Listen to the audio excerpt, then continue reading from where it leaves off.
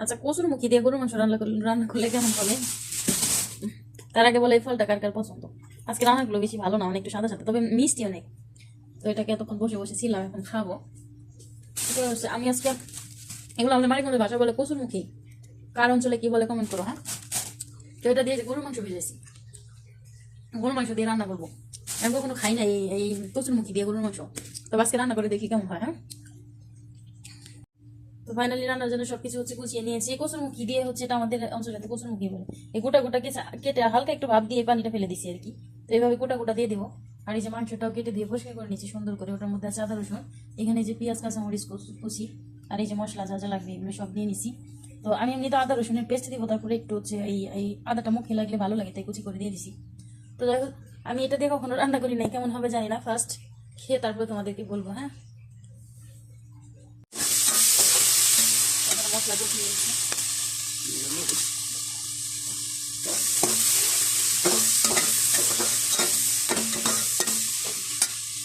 এখানে গরম পানি ফুটাতে দিয়েছি।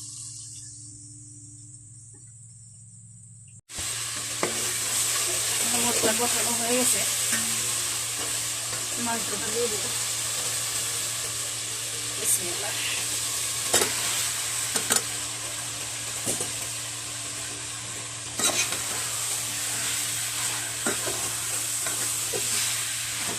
এটা অনেক সময় কষানোর পরে লাস্টে আমি এই কচুর মুখিগুলো দিয়ে দিই,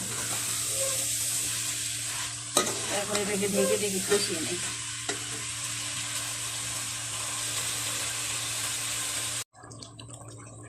এই যে মাংসটা কষানো মানে কষাচ্ছি।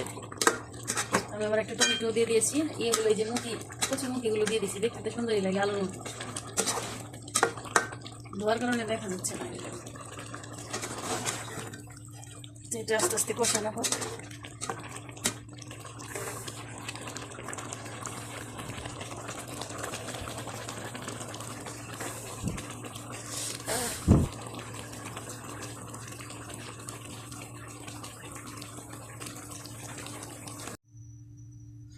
তো ঝোল দিয়ে দিছি।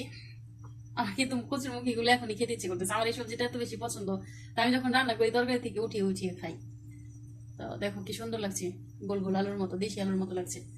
তো যাই হোক, আর এই যে চুলাটা, এটা কিন্তু আমাদের চুলা না, এটা অনেক আগে যারা ছিল তাদের চুলা, অনেক পুরোনো চুলা, তাই এরকম দেখা যায়। আমার চুলা আছে, আমারটা লোহার, লোহা না কি জানি বলে। যাই হোক, তো লাস্টে ফাইনাল লুক দেখো। দেখো ফাইনালি আমার তরকারিটা হয়ে গেছে। কালারটা দেখছো কত সুন্দর আসছে। আর কচুর মুখী তো আমার অনেক পছন্দ, আমি 6-7টা উঠিয়ে খেয়ে ফেলেছি অলরেডি। তো মাংসটা মজা হয়েছে, যে আমি হাড় খাচ্ছি। দেখো কালারটা অসাধারণ আসছে না?